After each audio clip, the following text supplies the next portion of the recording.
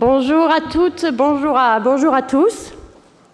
Monsieur l'administrateur, Monsieur le ministre Cissé, Monsieur le ministre Le Maire, chers amis, merci d'être là avec nous aujourd'hui, d'avoir bravé des températures exceptionnellement élevées et un grand soleil pour passer votre journée avec nous. C'est un moment un peu exceptionnel pour moi aujourd'hui, d'abord d'être en votre compagnie à tous, et surtout pour célébrer un an d'enseignement au Collège de France, dans cet amphithéâtre qui a été une expérience formidable. 2 ans du FID, le Fonds d'innovation pour le développement, et 20 ans, bien sûr, de JPAL, le laboratoire d'action contre la pauvreté, ou Jamil Poverty Action Lab. Nous avons la chance d'avoir ici Fadi Jamil avec nous. Au long de cette journée, je ne vais pas faire de longue introduction aujourd'hui, mais au long de ces 2 journées, j'espère que vous resterez maintenant qu'il fait très très mauvais dehors et très très beau à l'intérieur, vous entendrez parler des relations entre l'expérience et la politique publique, que ce soit en France, en Europe, dans le reste du monde. Nous parlerons du passé, pourquoi JPAL, du présent, des actions sur les 20 dernières années, et aussi, bien évidemment, des défis qui nous attendent. Aujourd'hui s'ouvre également un autre sommet, le sommet sur les nouveaux financements pour le développement, voulu par le président Macron. C'est des défis très similaires qui montrent l'importance du travail que nous avons à faire ensemble. Sans plus attendre, je vais avoir le grand honneur d'accueillir à cette tribune Monsieur Bruno Le Maire, ministre de l'économie et des finances, et d'autres choses encore. Monsieur le ministre, après avoir écorché votre titre complet, laissez-moi vous remercier de vous être rendu disponible pour participer à ce colloque, bien que vous ayez aussi des obligations à l'autre colloque. Le ministère des économies et des finances est bien entendu, que ce soit en France ou dans tous les pays où nous travaillons, un ministre clé dans la conduite des affaires publiques. Et je suis ravie que le dialogue entre le monde de la recherche et le monde de la décision publique puisse se faire à ce niveau, que ce soit ici ou ailleurs. Vous êtes à ce poste depuis maintenant 7 ans, ce qui constitue, m'a-t-on dit, un record, et vous êtes de ce fait particulièrement bien placé pour partager votre vision de la façon dont la recherche peut nourrir les politiques publiques, en particulier du point de vue des ministères des Finances, qui fait finalement souvent les arbitrages les plus difficiles et les plus essentiels entre les priorités et les programmes. Je sais aussi que vous-même, dans une autre vie, avez fait partie de ce monde de l'enseignement et de la recherche. Vous en connaissez bien les caractéristiques, les modes de fonctionnement. Un autre aspect de votre parcours qui nous rapproche est votre ouverture sur l'international. Vous avez commencé votre carrière au ministère des Affaires étrangères, puis vous avez été secrétaire d'État aux Affaires européennes. Les invités de ces 2 jours aujourd'hui seront porteurs, évidemment, de cette diversité de provenance et de perspectives qui, je crois, vous est chère. Vous connaissez le combat que nous menons avec le Poverty Action Lab, que je mène, évidemment, personnellement, depuis 2 décennies et plus, pour que les politiques sociales et les programmes de lutte contre la pauvreté se fondent sur des résultats de recherche scientifique et des évaluations d'impact rigoureuses. Vous avez soutenu cet effort de nombreuses manières, en particulier en soutenant financièrement le FID. Que ce soit dans des pays à revenus bas ou dans des pays à revenus intermédiaires ou dans des pays riches comme la France ou le reste de l'Europe, cette rigueur est essentielle. Je suis sûre que vous partagez ce souci d'une gestion rigoureuse et efficace des ressources dont nous disposons collectivement, et je suis très heureuse, Monsieur le ministre, de vous passer maintenant la parole.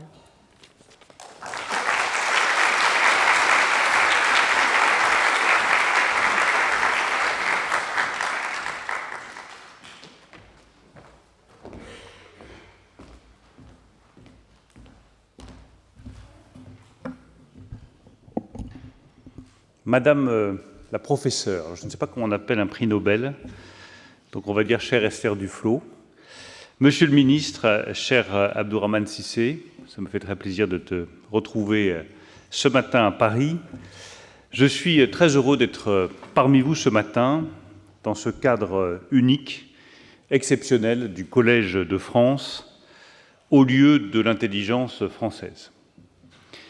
Je voudrais rendre hommage au Collège de France, rendre hommage à son passé prestigieux et rendre hommage aux travaux modernes et originaux qu'il conduit aujourd'hui et dont le travail d'Esther Duflo est, je crois, la meilleure représentation. Je voudrais rendre hommage aussi plus personnellement à Esther Duflo. Rendre hommage, chère Esther, à ton travail, rendre hommage à la manière dont tu as ouvert de nouvelles pistes sur la lutte contre la pauvreté, et te dire que cela fait du bien de voir un chercheur de ton niveau mettre de la raison là où, hélas, dans le débat public, la folie gagne du terrain. Cela fait du bien de te voir mettre de la précision là où l'approximation règne en maître, et cela fait du bien de te voir mettre toujours dans ce débat public du calme là où le bruit et la fureur envahissent nos discussions. Et puis, chère Esther Duflo, tu mènes un combat juste. Ce combat, c'est la lutte contre la pauvreté. Et je pense qu'il n'a jamais été aussi nécessaire de lutter contre l'extrême pauvreté, en particulier dans les pays du continent africain, cher Abdourahmane. Alors c'est vrai que nous avons fait d'immenses progrès ces dernières décennies. Le taux mondial d'extrême pauvreté est passé de 36% en 1990 à 9% aujourd'hui. Nous avons divisé par 2 les mortalités infantiles et maternelles. Certaines maladies comme le paludisme et le sida sont mieux maîtrisées. La scolarisation gagne aussi du terrain. Tout cela se résume en un seul chiffre qui fait référence. La valeur de l'indice de développement humain mondial qui est passé, pour être tout à fait précis, comme le souhaite Esther, de 0,598 en 1990 à 0,732 en 2021. Il s'agit d'une amélioration inédite des conditions de vie générales sur la planète. Et je tenais à rappeler ce bilan positif qui tienne d'abord aux populations locales et à leurs efforts de développement, mais aussi au volontarisme des organisations internationales, des banques de développement, des ONG, des acteurs sociaux, et au rôle décisif joué par la science économique et les économistes dans les politiques publiques. Cela étant, soyons lucides, depuis le Covid, nous régressons et nous repartons en arrière. Pour une raison qui est très simple, c'est que les pays développés avaient les moyens et les ont utilisés pour lutter contre les conséquences d'un effondrement de la croissance économique qui n'a pas eu de précédent depuis 1929. Donc nous avons tous engagé, États-Unis, Europe, Japon, tous les pays développés, de 24 à 27% de notre richesse nationale pour nous redresser. Et le redressement a été spectaculaire. Tout le monde pensait que, comme en 1929, la crise économique conduirait à des crises politiques et à un effondrement des systèmes économiques dans les pays développés. Rien de tout cela n'est arrivé parce que nous avons su apporter la réponse nécessaire et que nous avons dégagé les moyens nécessaires, en faisant fi de tout respect des règles budgétaires, de tout respect des règles d'endettement, en empruntant collectivement au niveau européen. Nous avons sauvé nos emplois, sauvé nos entreprises, sauvé nos économies. Les pays en développement, eux, y ont consacré à peine plus de 2%. Ils avaient déjà du retard. Ils ont accru ce retard en n'ayant tout simplement pas les moyens d'emprunter, pas les moyens de dégager des ressources budgétaires supplémentaires. Et donc nous voyons devant nous se creuser le grand fossé entre les pays développés et les pays en développement, avec derrière des risques d'instabilité politique, des risques de flux migratoires massifs. Et si nous ne traitons pas les origines de ces flux migratoires, nous en subirons les conséquences sans avoir la possibilité de les traiter. C'est ça, aujourd'hui, le sujet que nous voulons traiter avec le président de la République dans ce sommet pour un nouveau cadre financier mondial. J'y reviendrai.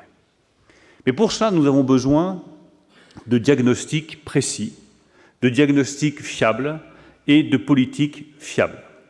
C'est là que les économistes, avec des approches radicalement nouvelles comme celle proposée par Esther Duflo, sont absolument indispensables. D'abord, nous avons besoin d'élaborer les politiques publiques. Et je rassure tout le monde, le ministre de l'Économie et des Finances n'élabore pas sa politique publique tout seul dans son bureau avec ses conseillers, aussi doués soient-ils. Il s'entoure de conseils, il consulte, il voit beaucoup de monde, des experts, des scientifiques, des gens de terrain, d'autres responsables politiques, cher Abdourahmane, de savoir exactement ce qui est nécessaire, des prix Nobel comme Esther Duflo. Nous écoutons le plus possible pour définir la meilleure politique publique. C'est vrai sur le développement, c'est vrai sur la lutte contre l'inflation. Quand tout d'un coup l'inflation explose sur le continent européen, avant de décider de politique publique, il y a un travail intense de réflexion pour savoir quelles sont les bonnes décisions à prendre et comment faire en sorte que notre objectif de baisse de l'inflation et de recul de l'inflation soit tenu. Et on se fixe un seul objectif, on accepte de payer le prix à côté de choses qui sont un peu moins sympathiques, des politiques budgétaires moins généreuses parce que sinon on alimenterait l'inflation, des politiques de taux d'intérêt plus restrictives, des taux d'intérêt qui augmentent parce que sinon l'inflation va continuer de progresser, mais parce que tous ensemble nous nous sommes dit la priorité absolue c'est que les prix reculent et pour ça on va mettre en place telle politique publique. Même chose pour le développement, sujet éminemment complexe, nous avons besoin des évaluations et des propositions des économistes. L'approche qu'a retenue Esther Duflo, elle est particulièrement intéressante parce que c'est une approche qui est pragmatique, avec une méthodologie d'une rigueur implacable, une culture de la preuve, une attention aux détails, une intelligence des faits qui sont absolument décisifs. Trop souvent, malheureusement, on s'enferme dans des combats idéologiques. Vous avez l'immense mérite de sortir ici des débats idéologiques pour consulter des résultats pratiques. Ça marche ou ça ne marche pas. Et en matière de pauvreté et d'extrême pauvreté, on n'a pas le droit à l'erreur. Ça marche, ça recule, ça ne marche pas, ça progresse. De ce point de vue-là, cher Esther Duflo, vous avez parlé des économistes plombiers. Ces économistes plombiers, c'est un peu les empêcheurs de tourner en rond. Responsable politique, responsable public, il est accablé d'obligations, accablé de rendez-vous, accablé de décisions à prendre, et il déteste qu'on vienne lui dire « mais ça ne marche pas, vous devriez faire ceci, vous devriez faire cela ». Et pourtant, c'est indispensable. Ce n'est pas la mouche du coche, c'est l'inverse. C'est l'aiguillon. Pour dire « votre politique publique, on va aller vérifier que ça fonctionne ». Je donne un exemple très concret. Lorsque le gouvernement marocain et Veolia décident d'amener l'eau potable dans un quartier du centre de Tanger, aucun doute que le gouvernement français s'est engagé, qu'une fois que l'accord est signé en grande pompe entre l'entreprise et le gouvernement, on se dit c'est bon, on a fait la une des journaux, et puis on passe à autre chose. Et c'est là qu'Esther Duflo, ces économistes arrivent et disent « désolé, ça ne marche pas. Vous avez construit les infrastructures, c'est très bien pour Veolia, c'est très bien pour le gouvernement marocain, mais il se trouve que l'eau n'arrive toujours pas.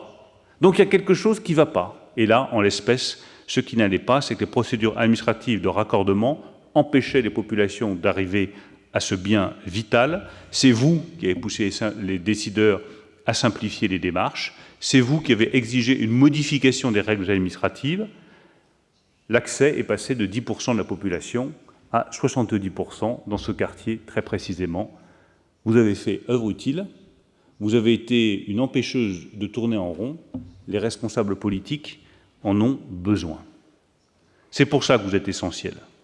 Vous rappelez qu'au-delà des idées, la politique consiste à modifier concrètement la vie des gens, qu'il faut tenter, se tromper, réessayer à nouveau, jusqu'à ce que cela fonctionne. Alors maintenant, je le disais, nous sommes confrontés à un nouveau défi, qui est de voir cette extrême pauvreté revenir dans le monde, dans les pays asiatiques comme dans les pays africains. Il est encore plus urgent d'intervenir, encore plus urgent d'apporter des réponses aux conséquences de la crise du Covid et, bien entendu, du réchauffement climatique qui frappe d'abord, en priorité, les pays qui sont le plus en retard en matière de développement. Qu'est-ce que nous pouvons faire? D'abord, nous pouvons intervenir au niveau national. Avant de parler des grandes organisations internationales qui sont nécessaires, il faut nous mobiliser au niveau national. C'est ce que nous faisons sous l'autorité du président de la République, en étant aujourd'hui la 4e nation qui apporte le plus de moyens financiers pour l'aide publique au développement. Notre aide publique au développement est passée de 10,1 milliards d'euros en 2017 à 15,1 milliards en 2022. Je veux saluer de ce point de vue-là le travail remarquable qui est fait par l'Agence française de développement et par le Fonds d'innovation pour le développement lancé en 2020 par le président de la République et qui donne des résultats très concrets. Je sais, chère Esther Duflo, que vous êtes très attachée à ce Fonds d'innovation pour le développement. Vous êtes la présidente de ce fonds avec une philosophie très simple, c'est l'innovation qui va permettre de réduire la pauvreté. Et il faut arrêter de se contenter de mettre des fonds ou de lancer des projets qui sont connus depuis 5 ou 10 ans. Il faut être capable d'investir dans l'innovation. Et c'est l'un des rôles essentiels de la recherche, pas simplement comprendre, pas simplement appliquer, pas simplement contrôler, mais également innover. Je rappelle que grâce à ce fonds, 50 projets très concrets ont pu être financés pour un montant total de 25 millions d'euros. Je voudrais en citer quelques-uns pour montrer à quel point tout cela est concret et pragmatique. Les réfrigérateurs solaires pour préserver des récoltes au Maroc, au Togo ou en Côte d'Ivoire, un baume anti-moustique pour lutter contre le paludisme au Burkina Faso, tout cela est concret et efficace. La deuxième chose, c'est l'engagement international.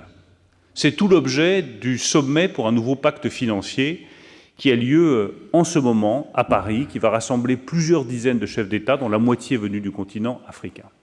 Ce sommet, je voudrais vous en dire un mot pour conclure, pour vous dire toute l'importance que nous y attachons et ce sur quoi il peut déboucher.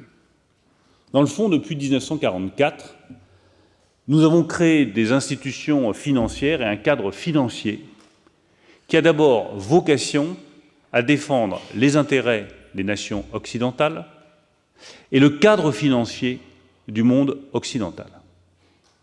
Ce cadre financier, il n'a pas eu vocation à lutter contre le réchauffement climatique. Le réchauffement climatique, personne n'en avait conscience, ou presque, en 1944.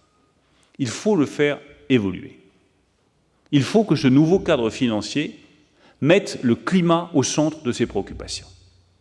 Et c'est ce que nous faisons aujourd'hui, c'est ce qu'a voulu le président de la République.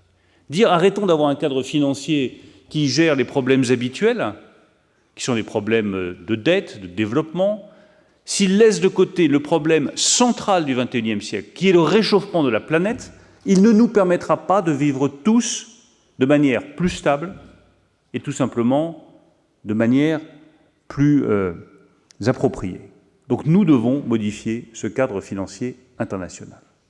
Qu'est-ce que nous proposons comme solution et comme orientation? La première, c'est avoir une meilleure coopération entre les banques multilatérales de développement. C'est la première grande orientation. En gros, ces banques, elles sont toutes parfaitement respectables, elles jouent un rôle absolument majeur, mais d'abord, elles n'ont pas le climat dans leurs objectifs. L'objectif principal des banques multilatérales de développement, c'est la lutte contre l'extrême pauvreté. Très bien, objectif majeur, mais le climat ne figure pas dedans.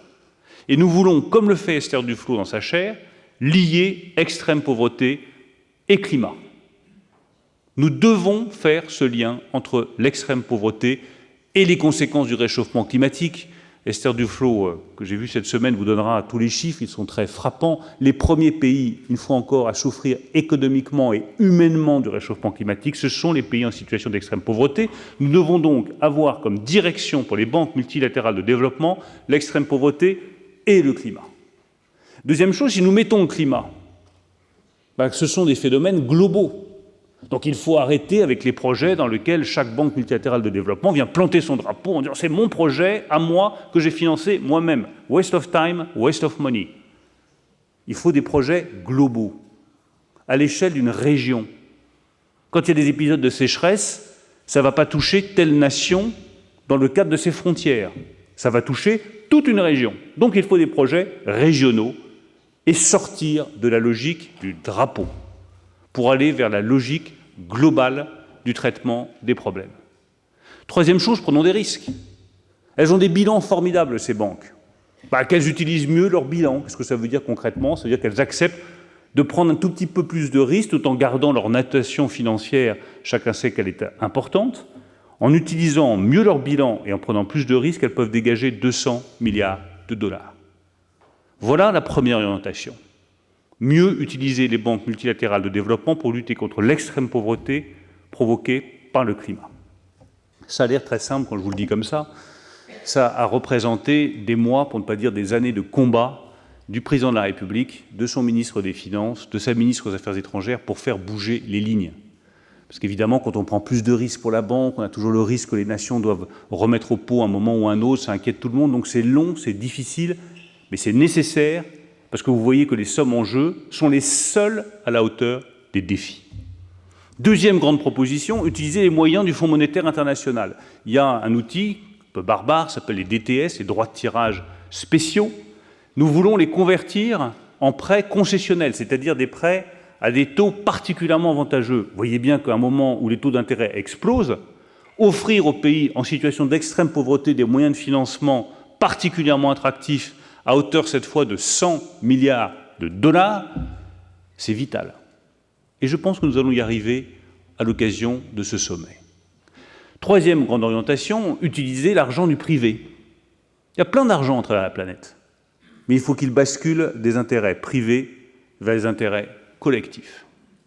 Et que l'argent public utilisé permette de faire levier sur ces investissements privés pour dégager encore plusieurs centaines de milliards de dollars de marge de manœuvre financière. Quatrième orientation, toujours pour ce sommet, l'idée d'avoir une taxe sur les émissions de CO2 des compagnies maritimes et du transport maritime. Je ne vois pas pourquoi le principe pollueur-payeur ne s'appliquerait pas aussi au transport maritime à l'échelle mondiale pour financer les conséquences de la lutte contre le réchauffement climatique que provoquent par définition ces transports. Enfin, une toute dernière orientation, c'est la dette.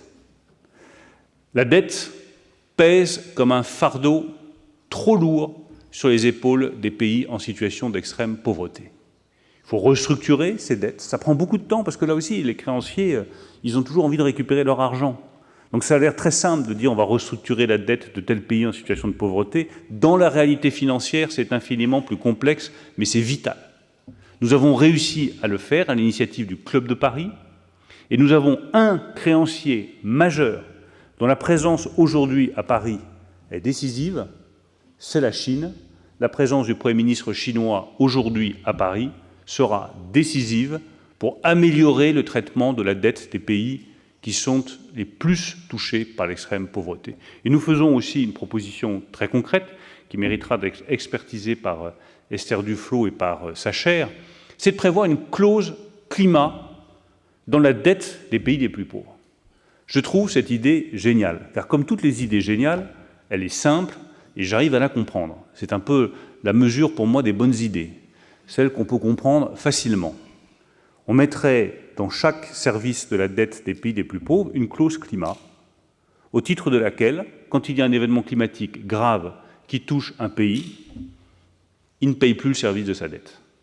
Je trouve que c'est juste, c'est efficace. Un pays qui est touché par un épisode de submersion marine ou qui est touché par un épisode de grande sécheresse, il a mieux à faire que de payer le service de sa dette. Il doit d'abord s'occuper de sa population, il doit reconstruire, il doit investir. Nous proposons cette clause climat dans le service de la dette pour qu'un pays qui est touché par un événement climatique s'occupe d'abord de sa population, de ses infrastructures, plutôt que de ses créanciers. C'est une idée juste, c'est une idée révolutionnaire, donc c'est une idée qui mérite d'être portée. Merci encore, chère Esther Duflo, de ton accueil ici. Je vous souhaite une journée intense de travail. Esther a tout prévu remarquablement, même le mauvais temps qui n'incitera personne à aller prendre le soleil dehors. Merci à toutes et à tous.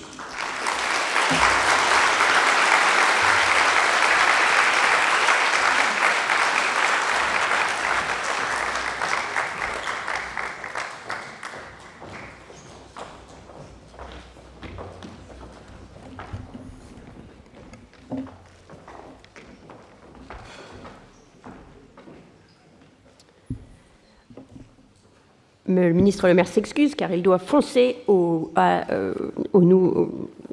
l'autre sommet pour animer une table ronde, ce qui est la seule raison pour laquelle il part si vite. Mais c'est avec une grande joie, vraiment, et d'un grand honneur que j'invite dans quelques instants M. Abdourahmane Cissé, le ministre secrétaire général de la présidence ivoirienne, à me rejoindre sur la tribune.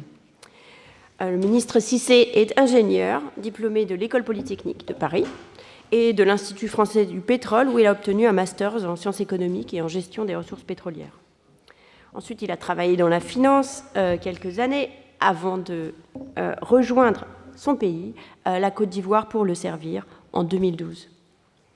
Il a notamment occupé les postes de ministre de budget, de ministre du pétrole et de l'énergie, avant d'être nommé à son poste actuel, secrétaire général de la présidence.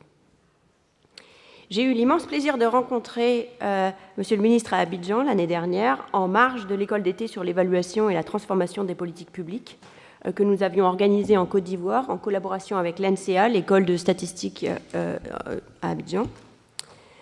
Et notre rencontre, lors d'une audience qui nous avait été accordée par le président Alassane Ouattara, a débouché sur la mise en place d'un cadre de partenariat visant à renforcer l'évaluation des politiques publiques en Côte d'Ivoire, entre le JIPAL et la Côte d'Ivoire, qui comprend des échanges d'expériences réguliers qui a déjà eu lieu, avec par exemple la visite de Bruno Crépon qui est ici récemment, de Tavnit Souri qui est ici aussi, pour échanger sur ce que les projets de JIPAL au cours du temps nous avaient appris qui pourrait être pertinent pour le pays. Cette collaboration est en collaboration avec l'AFD et Innovation for Poverty Action. Cette collaboration s'inscrit dans un cadre plus large en Côte d'Ivoire, celui de la mise en œuvre par le gouvernement ivoirien d'une nouvelle loi sur l'évaluation des politiques publiques. Et cette démarche, qui est vraiment un exemple magnifique de la progression du pragmatisme, de la volonté d'aller de l'avant, de faire mieux dans l'utilisation des fonds publics pour aider les populations les plus défavorisées, c'est vraiment un immense plaisir pour nous de l'accompagner, de la soutenir à notre mesure. Elle témoigne du fait que l'ancrage des politiques publiques dans une démarche d'évaluation systématique est aujourd'hui une priorité clé, à la fois pour le gouvernement en général et pour M. Cissé personnellement. Sur ces mots, j'ai le plaisir de vous laisser la parole pour élaborer là-dessus.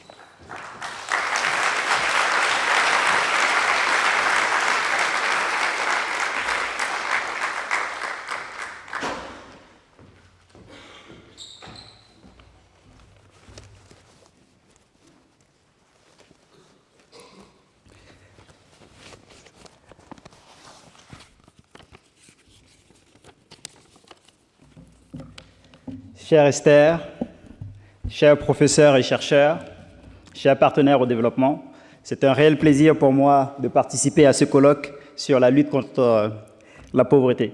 Je suis arrivé à Paris hier, j'étais assez content, il faisait super beau, j'avais l'impression d'être en Côte d'Ivoire, mais ce matin, je me suis souvenu que j'étais à Paris. Avant tout propos, je tiens à exprimer ma gratitude aux organisateurs, en particulier au professeur Esther Duflo, pour son invitation et son engagement dans la lutte contre la pauvreté. C'est la première fois que je viens au Collège de France. Je n'étais jamais venu auparavant.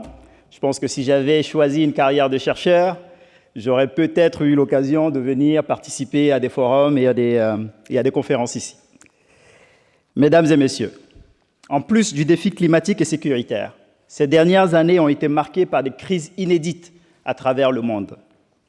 En effet, la pandémie de la Covid-19 a causé près de 7 millions de morts et précipité le monde dans une grave récession. Les indicateurs sociaux se sont dégradés et des millions de personnes ont rejoint les rangs de ceux vivant en dessous du seuil de pauvreté. À peine commencions-nous à sortir des effets négatifs de la Covid-19 que nous avons été soumis à un autre choc, un choc extérieur, notamment celui de la guerre entre la Russie et l'Ukraine, avec ses lourdes conséquences économiques, financières et sociales. L'augmentation des prix de l'énergie et les difficultés d'approvisionnement en produits de base dues à cette crise ont entraîné une inflation généralisée, une hausse des taux d'intérêt et un ralentissement de la croissance mondiale. Ce conflit, qui est lointain, notamment pour les pays africains, parce qu'il se passe à des milliers de kilomètres de chez nous, se traduit par des difficultés à financer nos économies, une réduction du pouvoir d'achat de nos populations, notamment les plus vulnérables, et une aggravation de l'insécurité alimentaire aiguë, avec plus de 258 millions de personnes touchées en 2022, contre 135 millions en 2019, selon le Programme alimentaire mondial. Dans le même temps, le défi démographique s'amplifie, avec une population mondiale qui devrait atteindre, selon les Nations Unies, 9,7 milliards de personnes d'ici 2050, dont 25% d'Africains. Tout à l'heure, le ministre Bruno Le Maire a évoqué les questions de financement. Je souhaiterais revenir brièvement sur ce point-là. Aujourd'hui, lorsque vous prenez les pays d'Afrique, il y a quelques années, il était facile d'aller sur les marchés financiers pour pouvoir emprunter, pour financer le développement. Il était possible de lever des eurobonds sur des maturités allant de 10 à 30 ans.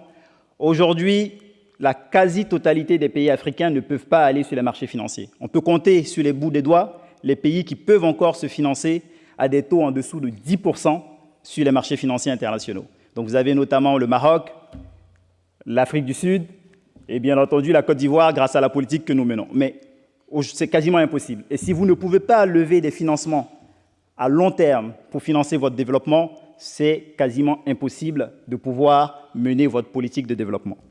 Et c'est la situation dans laquelle nous sommes aujourd'hui. Et ça se comprend. Les banques centrales ont le choix entre se couper la main gauche ou la main droite. Donc, lutter contre l'inflation, automatiquement, elles sont obligées d'augmenter les taux d'intérêt. Mais cela a des conséquences importantes sur le financement de nos économies. En plus de cela, il y a un autre sujet qui est assez important sur lequel on n'insiste pas beaucoup. C'est la question de la mobilisation interne des ressources fiscales par les pays en développement. Aujourd'hui, lorsque vous regardez le taux de pression fiscale, qui est le ratio entre les recettes fiscales qui sont mobilisées par rapport au PIB, dans les pays en développement, nous sommes à peine 15% du PIB, comparé à plus de 30% dans les pays de l'OCDE. Donc ça, c'est une vraie question. En Côte d'Ivoire, nous sommes aux alentours de 13% de ratio recettes fiscales sur PIB. Il est quasiment impossible de pouvoir financer vos dépenses sociales, vos dépenses de sécurité avec des taux aussi bas. Donc, un des gros enjeux dans la lutte contre la pauvreté qui n'est pas souvent adressé, c'est la question du financement et de la mobilisation des ressources par les pays en vue de pouvoir financer leur propre développement. J'ai été ministre du Budget il y a 4 ans. Je suis bien content d'avoir quitté ce poste. J'avais les cheveux qui partaient. J'étais assez jeune, à 32 ans. Mais vous me regardiez, vous voyez, je commence à devenir chauve. Et non, mais sérieusement, vous vous tordez l'esprit à faire des arbitrages entre les questions sécuritaires, parce qu'aujourd'hui, nous sommes aussi dans un contexte où les questions de terrorisme, d'insécurité sont présentes. Vous avez ces dépenses-là à financer, les questions de sécurité. Vous avez les dépenses d'éducation, de santé à financer et les questions d'infrastructure. C'est impossible de le faire avec uniquement 13 à 15% du PIB. Donc, il y a un effort important à faire pour la mobilisation des recettes. Et j'espère que c'est un domaine aussi qu'Esther et l'ensemble des chercheurs ici présents et bien entendu les bailleurs au développement pourront regarder pour que nous puissions mobiliser plus de ressources pour le financement de notre développement. Mesdames et messieurs, les défis sont nombreux. Je viens d'en parler, on a énormément de défis. Mais est-ce une raison pour être pessimiste? Absolument pas. On a un proverbe ivoirien qui dit que nous sommes déjà nés. En d'autres termes, on est déjà là, donc nous n'avons pas d'autre choix que de trouver des solutions pour résoudre les différents problèmes que nous avons. Cette situation est un appel, dans un contexte où les ressources financières sont faibles, à rechercher des solutions innovantes pour les gouvernements, afin que chaque centime investi dans la lutte contre la pauvreté puisse avoir l'impact le plus important. C'est aussi l'occasion d'évaluer, sur la base d'expériences et de preuves tangibles, ce qui fonctionne et ce qui ne fonctionne pas dans la lutte contre la pauvreté, et surtout ce qui peut être déployé à grande échelle.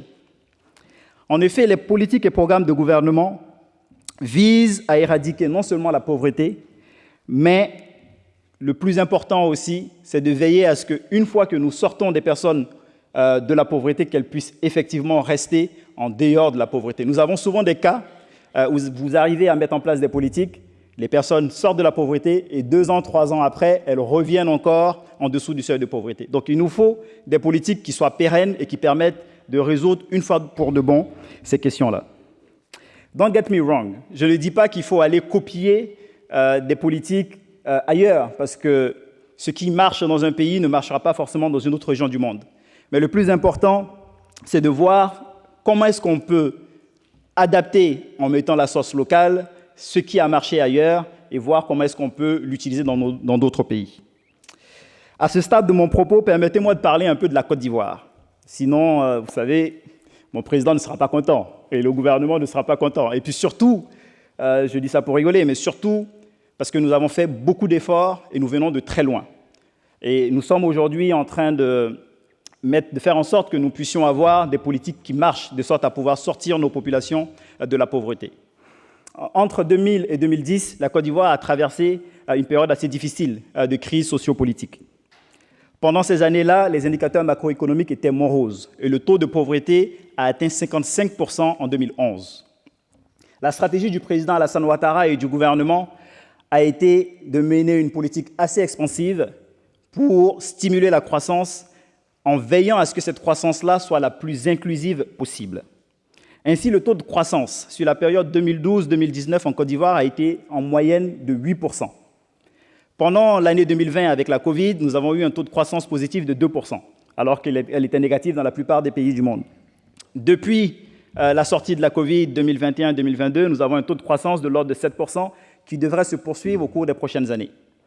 Cette stratégie, ces résultats, nous avons pu les obtenir grâce aux politiques que nous avons mises en place. Nous avons mis en place des politiques qui étaient basées sur le secteur privé, sur la mobilisation de ressources et sur l'optimisation des ressources que nous avions mobilisées. Nous avons souhaité quand même faire aussi une évaluation pour savoir ce qui marche et ce qui ne marche pas.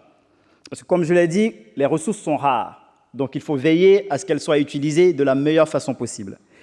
Nous avons donc mené des évaluations de politique publique. Je vais en citer deux. La première, c'est l'évaluation des impacts à court et moyen terme sur les jeunes des travaux à haute intensité de main-d'œuvre, qui s'appelle communément TIMO, par les différents partenaires au développement. Nous avons réalisé cette évaluation en 2016 de ce programme. Et nous avons constaté que lorsque vous avez des jeunes qui suivent ces programmes-là, pendant la période du programme, les choses se passent bien, mais automatiquement, après la fin du programme, ils retombent encore dans la pauvreté. Donc il était important, et cette étude était assez intéressante parce qu'elle nous a montré que les programmes que nous mettions en place n'étaient pas optimaux. Donc il fallait les améliorer. Et justement, suite à cette étude-là, nous avons convenu qu'à la fin des projets TIMO, il fallait donner une subvention aux différents jeunes pour qu'ils puissent s'installer et mener des activités. Et lorsqu'on fait un bilan, cette subvention fonctionne. Donc cette évaluation des politiques publiques nous a permis de changer de stratégie de sorte à pouvoir améliorer ce qui existait auparavant. Nous avons fait une deuxième évaluation d'un programme qui s'appelle Teaching at the Right Level, qui a été réalisé en 2017, que nous avons poursuivi jusqu'en 2019. Et cela nous a permis justement d'adapter efficacement nos méthodes d'enseignement dans l'école primaire.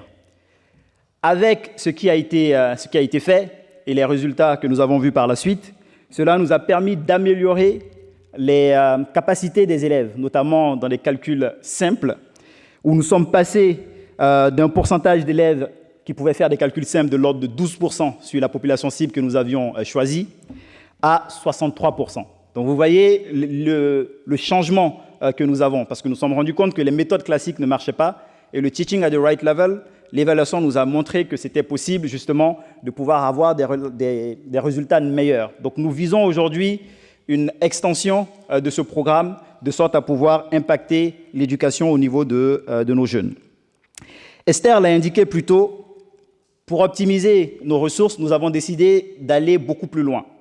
Donc une loi a été prise en 2022 sur l'évaluation des politiques publiques. Donc aujourd'hui, dans la stratégie du gouvernement ivoirien, l'évaluation des politiques publiques devient quasiment une nécessité. Donc c'est inscrit dans la loi et l'objectif que nous visons, c'est d'évaluer régulièrement nous-mêmes les différents programmes et projets que nous mettons en place.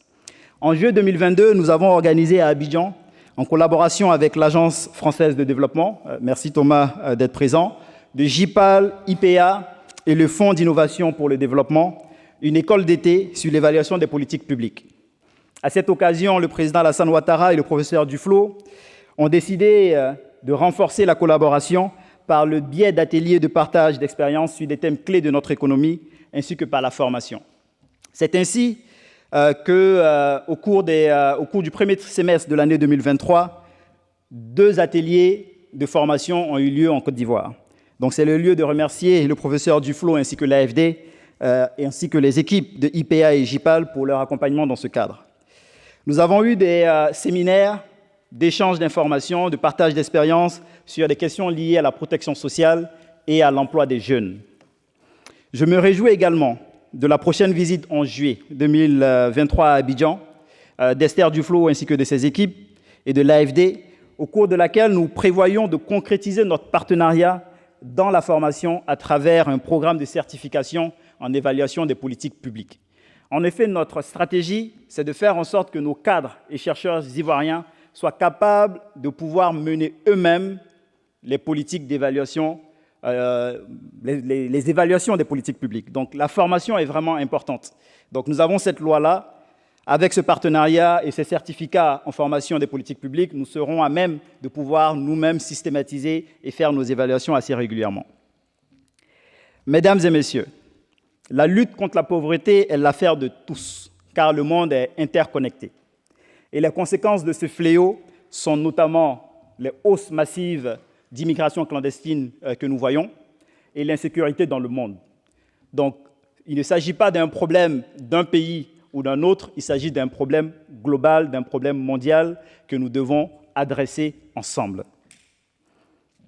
Elle requiert de notre part innovation, rigueur et solidarité. J'insiste sur le mot solidarité parce que les défis sont énormes et les défis méritent que l'ensemble des pays, l'ensemble des participants puissent travailler ensemble.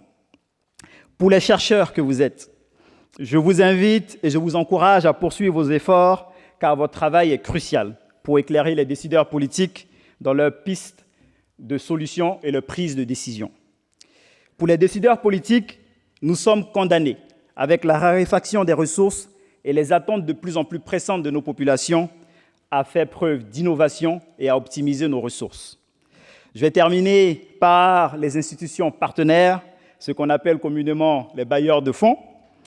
Votre soutien est indispensable, car les besoins sont énormes, nous avons besoin de ressources et nous avons besoin de votre contribution pour financer le développement et la lutte contre la pauvreté. J'espère que les partages d'expériences et d'idées lors de ce colloque nous permettront d'en ressortir avec une vision plus claire de ce que nous devons faire pour lutter efficacement contre la pauvreté. Je vous souhaite à toutes et à tous de fructueuses discussions. Merci.